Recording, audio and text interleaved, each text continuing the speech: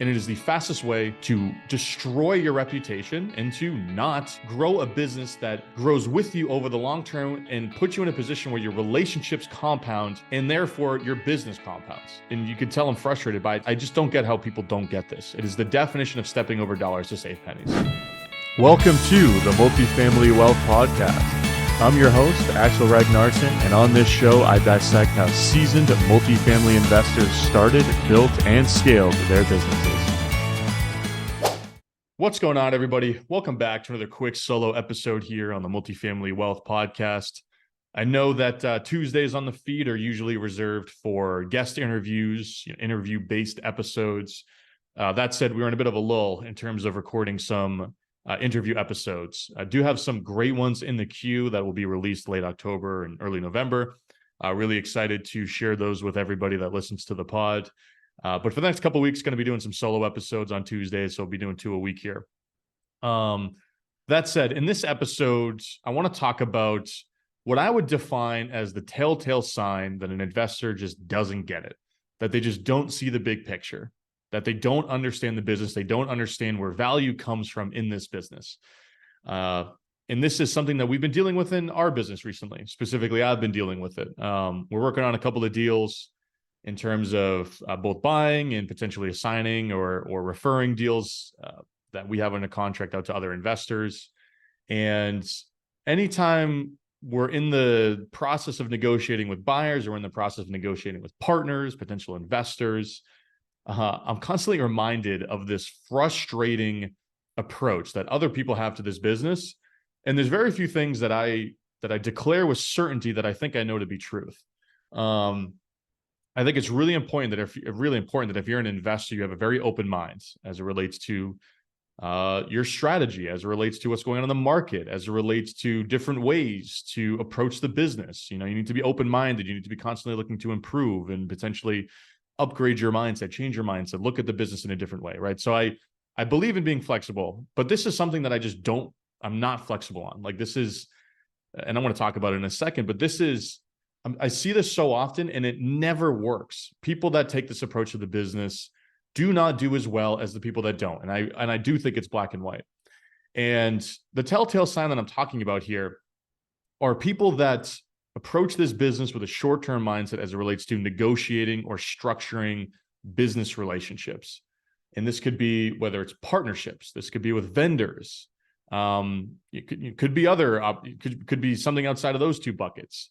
And what I'm talking about here are people that negotiate to win now or negotiate to win in the short term versus people that negotiate to create collaborative partnerships over the long term. And I'm going to share some examples of this. But in general, in the real estate business, I guess in business in general, but very much so in the real estate business, your money is made over your career, over the long term, over the lifetime that you're in the game. It's not made in 2-3 year increments. You can do well in those increments, but you need to look at investing in real estate or growing a business in general as a lifetime pursuit. What is in the best interest for me and this business over a multi-decade period of time? And within real estate, value is driven. Massive businesses are grown on the backs of extremely healthy relationships.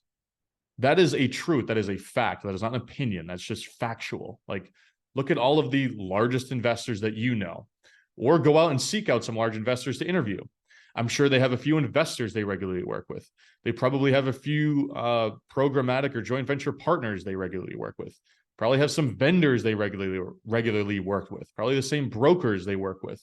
They're in the same markets. They know the same people. People have great things to say about them. They're not short-term minded.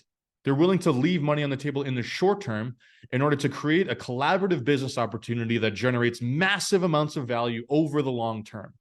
And there are so many people in this business that don't get that. And I forget how often, I forget that people have this mindset, because to me, it's so asinine that I don't even know how people think that that's a way to approach the business, right? And again, I'm going to share examples. And we recently interacted with a couple of folks as we tried to assign some deals. Maybe they're listening to this. I don't even care. And their approach was quite literally the textbook opposite approach as what I just described.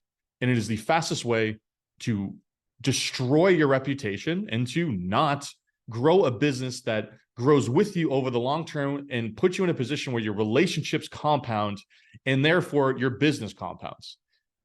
And you can tell I'm frustrated by it because I just don't get how people don't get this. It is the definition of stepping over dollars to save pennies. So let's use some examples. I'll just rifle through a bunch. Negotiating with a broker on their fee to sell your property. Don't do that. Brokers should get paid well. Be very tight with your brokers. They bring you deals. Don't negotiate their fee. Pay them what they're worth. Step one. Step two, trying to negotiate with vendors who you're going to have an ongoing relationship with, namely, for example, a property management company. You want to hire a great property management company and pay them well. Because if they do a good job, their effect on the value of your asset and your cash flow in perpetuity greatly outweighs what they are earning. Hire a good attorney, pay them what they're worth. Don't try and constantly be negotiating the fee with your attorney. Just pay them what they're worth. Build a good relationship. Attorneys, good ones, who are plugged into the business community, can make intros to investors, whether they're passive or active, can make intros to other great programmatic partners. They're going to be an ambassador for your business. They're going to connect you with other people. Why would you want to destroy that relationship or to make that relationship contentious? You have an investor who's bringing you a deal and is asking for a fee to refer that deal to you. Pay them that fee. What are you doing? Pay them that fee. You want to make it extremely easy for them to bring you more business in the future because, again, you make your money in this game over a longer period of time when you do a volume of deals. Every decision you should make should be in service of that pursuit. More examples. You are negotiating a joint venture partnership with an investor. Maybe they brought the deal. They're going to operate it. You're going to help them. You're going to raise some capital. You're going to bring some money to the deal. And you're negotiating over every little minute point of equity in the short term for this deal. You guys are going to be partners on this for years to come. Why would you start that relationship off on a poor foot, on a negative foot? And even if that's the only deal you do together, or, that's assuming that's the only deal that you do together. But don't you want to set yourself up to do more deals, to do the next deal, to create a structure that allows you to collaborate multiple times, and again, to compound that relationship?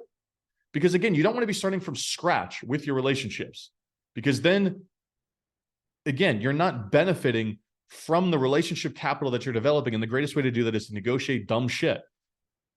Get on the same page. There's enough room in this business for everyone to make money. And if you're so focused on saving money and grabbing everything that's available to you in the short term, you're not going to put yourself in a position to win long term. And I could just share these. I could share so many examples. I could keep going and going and going. That's probably not helpful. But I know for a fact that hundreds of people that are listening to this don't approach the business in this way. And I am telling you that if you even remotely think that this describes you, change how you approach the business. Stop negotiating with great vendors and trying to whittle down their P&L and scratch and claw to save money and take money out of their pocket to put it in yours. You make money in this business by being the go-to person for everyone in your sphere, by being the go-to person for the brokers, the PMs, the insurance agents, the attorneys, the other investors, the LPs, everyone. You have to be well-liked and respected, and people need to know that you're not going to come after their dough if they collaborate with you on a deal or in their business. This is truth. This is fact. This is not opinion. This is just how it is. So just think about this when you're going about when you're doing deals. Yeah, maybe you could have squeezed another X amount of dollars out of that business partnership, out of, I don't know, this broker, whoever, right? On this specific deal. Do you think that's going to put you in a position where you wouldn't be able to collaborate, close the next deal? If the answer is even remotely close to yes, then stop what you're doing. We don't make this business isn't about winning specific deals. It's about collaborating over decades, because you make all the money when you're 10, 15, 20 years into this business. You don't make the money from year 1 to year 10. I've only been in this game for 8 years now, which feels like a long time to me. I feel like I've been doing this forever, but that's such a fraction of my career. I think about being in this business for 40, 50 years. And in year 25, year 30, year 35, like the hockey stick and the growth standpoint, that's when it's going to be shooting straight up to the moon. Right now, I'm kind of plugging along. The decisions I make today need to be in service of the business that I want to be operating, the relationships I want to have, and the level of the game I want to be playing in year 20, 25, 30. Saving 5, 10, 15 grand now doesn't help me.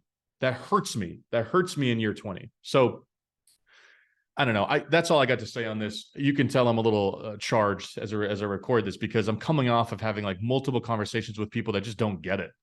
Like, you just don't get it if you don't approach the business in this way. And I don't know what to tell you if that's how you do it, but you don't get it. So if you feel like I'm talking about you, hopefully you recognize that this is not the way to go about doing business in this business, and you probably should change your approach.